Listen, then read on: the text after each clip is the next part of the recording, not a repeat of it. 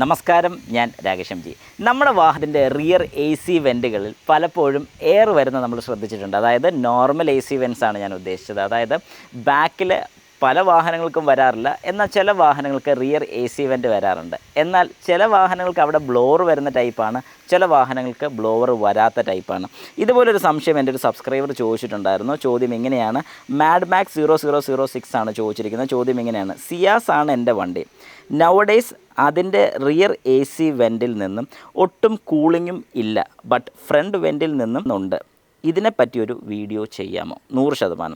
അപ്പോൾ ശരിക്കും പറഞ്ഞാൽ റിയർ എ സി വെൻറ്റ് എങ്ങനെയാണ് വർക്ക് ചെയ്യുന്നത് നമുക്ക് ജസ്റ്റ് ഒന്ന് നോക്കാം. ഈ റിയർ എ സി വെൻറ്റ് എന്താണെന്ന് മനസ്സിലാകാത്ത ആൾക്കാർക്ക്, ഫ്രണ്ടിൽ നമ്മുടെ വാഹനത്തിൻ്റെ എ സി വെൻറ്റ് പോലെ തന്നെ പുറകിലൊരു വെൻറ്റ് ഉണ്ടായിരിക്കും. അത് പലപ്പോഴും നമ്മുടെ ആം റെസ്റ്റിൻ്റെ തൊട്ട് താഴെയായിട്ട്, അതായത് ഒരു സെൻട്രൽ കൺസോളിൻ്റെ പോർഷനിലായിട്ടായിരിക്കും നമുക്ക് ഈ പറയുന്ന ഒരു എ സി വെൻറ്റ് വരുന്നത്. അപ്പം അങ്ങനെ ഞാനിപ്പോൾ ഈ കാണിക്കുന്നത് പോലെ അങ്ങനെ ഒരു എ സി വെൻറ്റിനകത്തൂടെ എങ്ങനെ എയർ വരുന്നു എന്ന് ചോദിച്ചു കഴിഞ്ഞാൽ ഒരു ഡൗട്ടും വേണ്ട. നമ്മുടെ ഗിയർ ബോക്സിൻ്റെ ആ ഒരു കൺസോൾ വഴി നേരെ ഫ്രണ്ടിൽ, അതായത് നമ്മുടെ സെൻട്രൽ കൺസോളിൻ്റെ അവിടെ നിന്ന് ഒരു പൈപ്പ്, അതായത് നമ്മുടെ എ സിയുടെ പൈപ്പിനകത്തു നിന്ന് ഡയറക്റ്റ് ഒരു പൈപ്പ് ഇങ്ങോട്ട് കണക്ട് ചെയ്യുകയാണ്. ഒറ്റ ബ്ലോവർ മാത്രം മിക്ക വാഹനങ്ങൾക്കും വരുന്നുള്ളൂ. ഇത് ശരിക്കും പറഞ്ഞു കഴിഞ്ഞാൽ ഒരു കോസ്റ്റ് എഫിഷ്യൻസിക്ക് വേണ്ടിയിട്ടാണ് ഇങ്ങനെ കൊടുക്കുന്നത്. കാരണം വലിയ കോസ്റ്റ് വരുന്നില്ല, ഒരു പൈപ്പ് താഴെ കൂടെ കൊടുത്ത് ഇങ്ങോട്ട് കൊണ്ടുവരുന്നു എന്ന് മാത്രമേ ഉള്ളൂ. അപ്പോൾ അങ്ങനെ കൊടുക്കുന്ന സമയത്ത് അതിൻ്റെ അഡ്വാൻറ്റേജ് എന്താണെന്ന് ചോദിച്ചു കഴിഞ്ഞാൽ, എയർ ഫ്ലോ എങ്ങനെയാണ് കിട്ടുന്നതെന്ന് ചോദിച്ചാൽ നമ്മുടെ നോർമൽ ബ്ലോവർ കറങ്ങുമ്പോഴത്തേക്കും വരുന്ന എയർ ഫ്ലോ തന്നെയാണ്. അത് പിന്നെ ഞാൻ ഒരു വീഡിയോയ്ക്കകത്ത് പറഞ്ഞിട്ടുണ്ടായിരുന്നു, പുറകിൽ ആൾ ഇരിക്കുന്നില്ലെന്നുണ്ടെങ്കിൽ എപ്പോഴും നമ്മൾ ആ ഒരു വെൻറ്റ് ക്ലോസ് ചെയ്തിടുന്നത് നല്ലതായിരിക്കും. കാരണം നമുക്ക് ഫ്രണ്ടിലോട്ട് കിട്ടുന്ന ആ ഒരു എയറിൻ്റെ പ്രഷർ കുറയാനുള്ള ചാൻസസ് കൂടുതലാണ് ഇത് ബാക്കിലോട്ട് കിടക്കുകയാണെങ്കിൽ, അല്ലെങ്കിൽ ബാക്കിലോട്ടുള്ള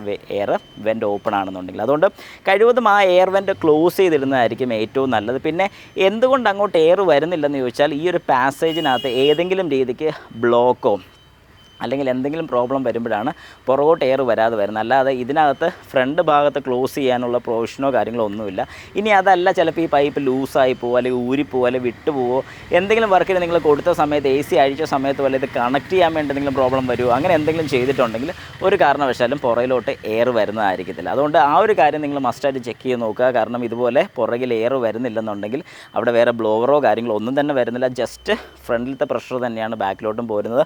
അതുപോലെ തന്നെ ഇതല്ലാതെ ബാക്കിൽ ശരിക്കും എ സി വരുന്ന മോഡൽസ് ഉണ്ട്. കൂളിംഗ് കോയിലും ബ്ലോവർ ഫാനും കാര്യങ്ങളൊക്കെ വരുന്ന മോഡൽസ് അവൈലബിൾ ആണ്. അത് ചെറിയ സെഗ്മെൻറ്റ് വാഹനങ്ങളിലല്ല, വലിയ സെഗ്മെൻറ്റ് അല്ലെങ്കിൽ ഒരു പ്രീമിയം സെഗ്മെൻറ്റിലോട്ടൊക്കെ പോകുന്ന സമയത്ത് മാത്രം അതുപോലെ നമുക്ക് കാണാൻ സാധിക്കത്തുള്ളൂ.